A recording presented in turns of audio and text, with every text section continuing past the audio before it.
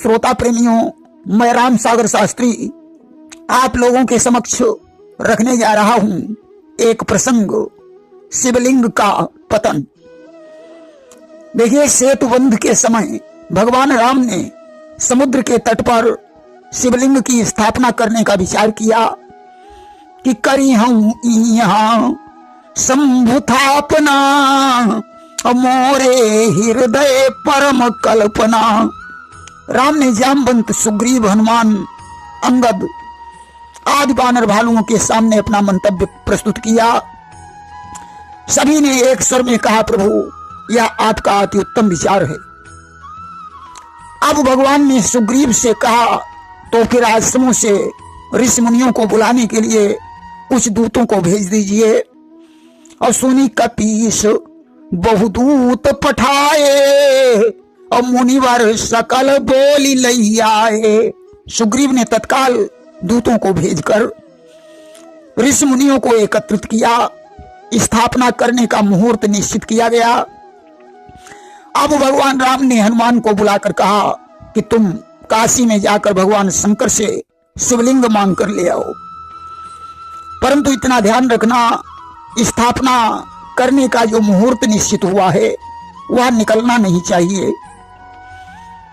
कि शिव से सुचलिंग मांगने को हे महावीर काशी जाओ, निश्चित मुहूर्त के अंदर ही लेकर शिवलिंग लौट आओ।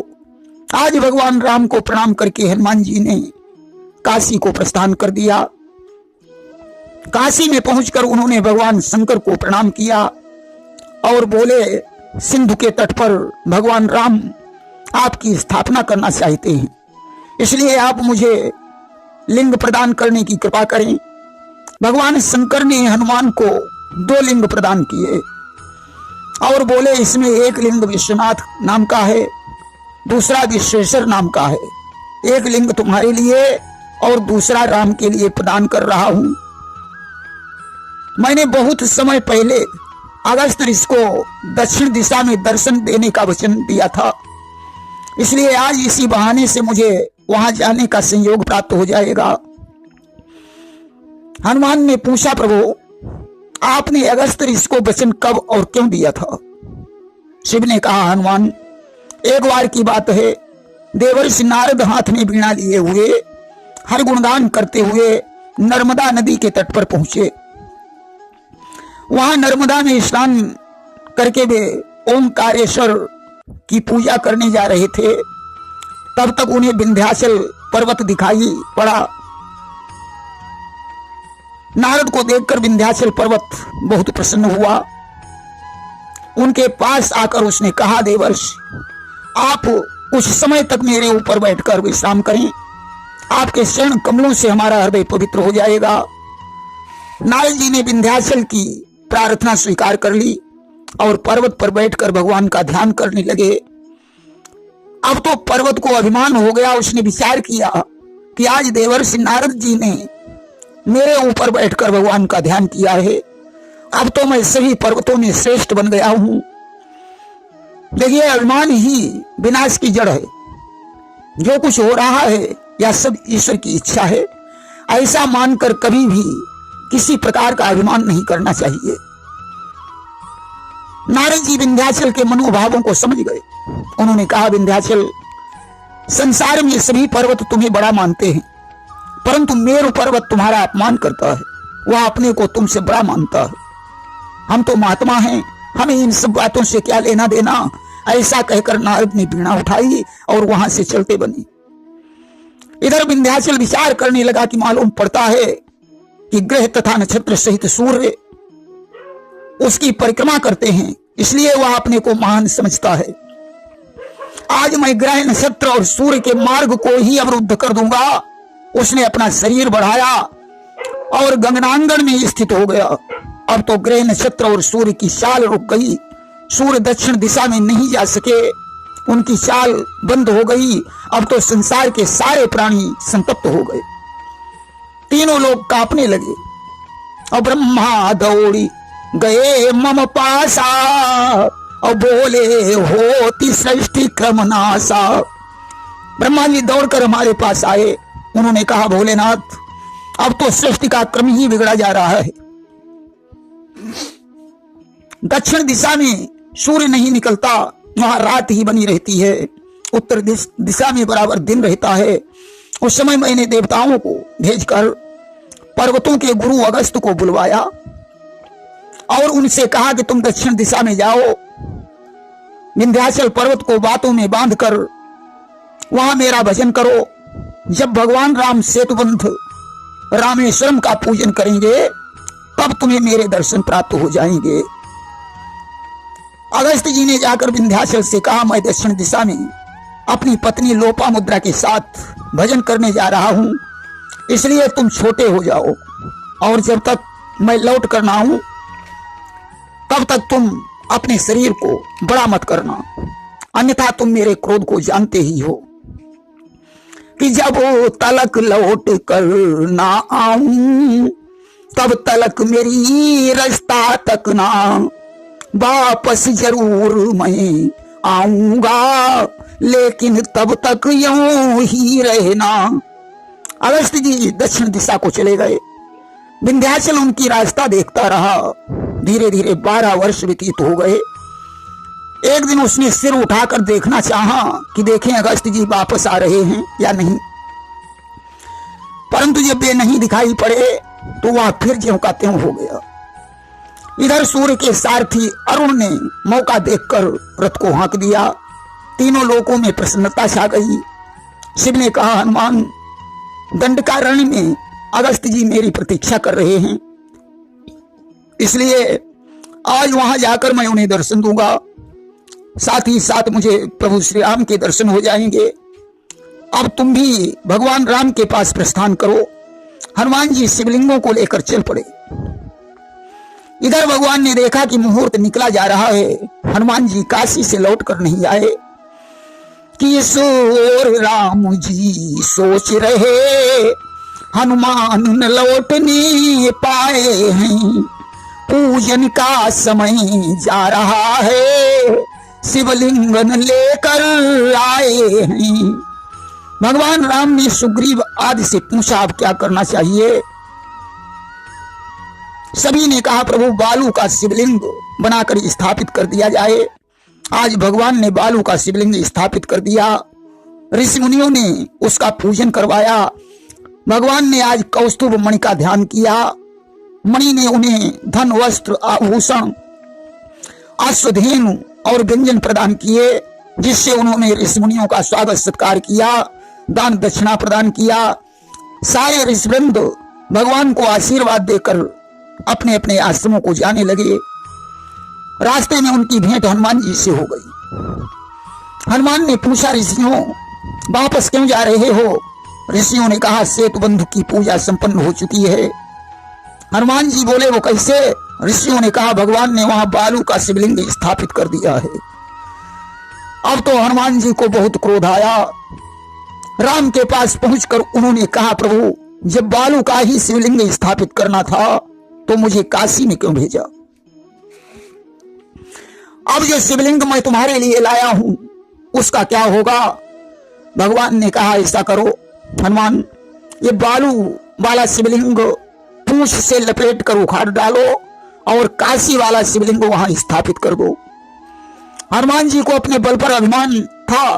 उन्होंने रामेश्वरम शिवलिंग से को पूंछ में लपेटा और जैसे ही कसकर झटका मारा पूंछ बीच से टूट गई। कि पूंछ का लपेटा मारा है लेकिन किस्मत ही फूट गई। हनुमत ने ज्यों झटका मारा तो पूंछ बीच से टूट गई। अब तो पूंछ से रक्त बहने लगा। हनुमान जी बेहोश होकर गिर पड़े। थोड़ी देर में होश आया तो भगवान से क्षमा मांगने लगे प्रभु मेरे अपराध को क्षमा करना, मुझसे बहुत बड़ा अपराध हुआ है। मुझे अभिमान में आकर शिवलिंग को उखाड़ना नहीं चाहिए था। भगवान ने कहा हनुमान अब तुम रामेश्वरम के उत्तर में विश्वनाथ को स्थापित कर दो। हनुमान ने उत्तर में विश्वनाथ शिवलिंग को स्थापित कर दिया। जो हनुमान के लिए ही शिवलिंग था। राम ने वरदान दिया कि इस शिवलिंग की जो सबसे पहले पूजा करेगा उसे मेरा सानिध्य प्राप्त होगा। राम ने कहा, हनुमान अब विश्वेश्वर शिवलिंग विश्वनाथ के देवालय में ऐसा ही पड़ा रहने दो, अभी इसकी पूजा नहीं होगी। चिरकाल के पश्चात मैं इसकी स्थापना करवाऊंगा। इस स्थान पर तुम्हारी पूंछ टूटी है, इसलिए अपने गर्भ का स्मरण करते हुए तुम भी यहीं स्थित रहोगे। तब हनुमान जी ने अपने अंश से अपनी मूर्ति की स्थापना की, जो मूर्ति सेतु माधव के नाम से जानी जाती है। लक्ष्मण ने वहां उत्तम तीर्थ की स्थापना की। इसके बाद भगवान ने हनुमान जी की पूंछ का स्पर्श किया, उनकी पूंछ जुड़ गई। आज भी रामेश्वरम का मस्तक दबा हुआ दिखाई पड़ता है, क्योंकि हनुमान जी ने उसमें पूंछ का लपेटा मारा था। इसके बाद बालुका लिंग से भगवान शंकर जी प्रकट हो गए। उन्होंने 12 ज्योतिर्लिंगों का वर्णन करते हुए राम से कहा कि एक बार मैं ब्राह्मण का वेश धारण करके भिक्षाटन करने के लिए निकला। संयोगवश मैं ऋषियों के आश्रम में पहुंच गया कि एक दिवस विप्र का वेश धार करने मैं भिक्षाटन पहुंचा। संयोग विवश फिरते ऋषि मुनियों के आश्रम पहुंचा। अब तो ऋषि मुनियों की पत्नियां मुझे देखकर मोहित हो गईं। वे मेरे पीछे पीछे चलने लगी। सारे मुनिवृंद उन्हें रोकते रहे, परंतु उन्होंने किसी की बात नहीं सुनी। ऋषि बालाएं मोहित होकर मेरे पीछे सब दौड़ पड़ी।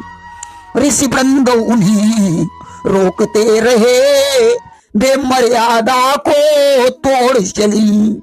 अब तो यह देखकर ऋषियों को मेरे ऊपर क्रोध आ गया और उन्होंने मुझे श्राप दे दिया कि जा दुष्ट ब्राह्मण, तेरा लिंग कटकर जमीन पर गिर जाए।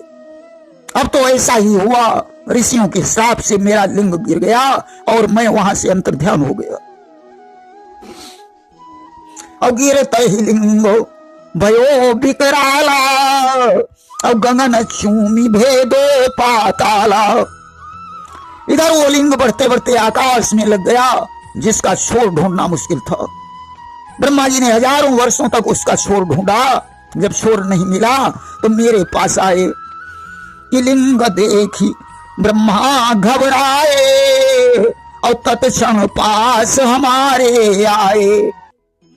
उन्होंने कहा, शिव शंभो, अब तो अकाल में प्रलय हो रहा है। ये क्या है जो आकाश में व्याप्त हो रहा है? शिव ने कहा, ब्रह्मन, ऋषियों के हिसाब से मेरा लिंग गिर गया या उसी का आकार है। आज तो तुम मेरा त्रिशूल लेकर इसका खंडन कर डालो। ब्रह्मा ने कहा, नहीं, मैं आपके अंग को नहीं काट सकता हूं, आप स्वयं इसे काटें। शिव ने अपने त्रिशूल से उसके 12 खंड कर दिए और भिन्न भिन्न क्षेत्रों में उन्हें छिटका दिया।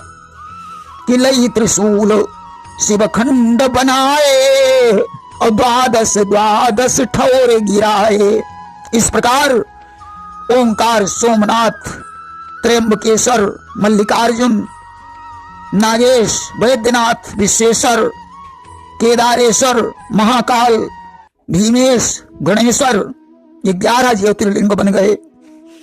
12वां लिंग गंधमादन पर्वत के ईशान शिखर पर गिरा, जो अदृश्य रहा। भगवान शंकर ने राम से कहा कि इसलिए अब रामेश्वरम मेरा 12वां ज्योतिर्लिंग माना जाएगा। जो लोग रामेश्वरम का दर्शन करेंगे वे ब्रह्म हत्या आदि पापों से मुक्त हो जाएंगे। मुझे स्नान कराने के लिए जो मणिकर्णिका घाट के जल से जल आएगा वह समस्त पापों से मुक्त हो जाएगा। उसी समय अगस्त ऋषि भी वहां आ पहुंचे। किया कर अगस्त ने उसी जगह सादर शिव प्रभु ही प्रणाम किया। अपने हाथों से उसी जगह एक लिंग शंभु का थाप दिया। अगस्त जी ने भगवान राम और शिव को प्रणाम करके रामेश्वरम के अग्निकोण में एक लिंग स्थापित कर दिया, जो अगस्तीश्वर के नाम से प्रसिद्ध हो गया। अगस्त जी ने विश्वनाथ, रामेश्वर तथा राम की स्तुति की और अपने आश्रम को चले गए। रामेश्वरम के ये लिंग तीनों लोकों में प्रसिद्ध हैं। प्रेम से बोलिए शंकर भगवान की जय।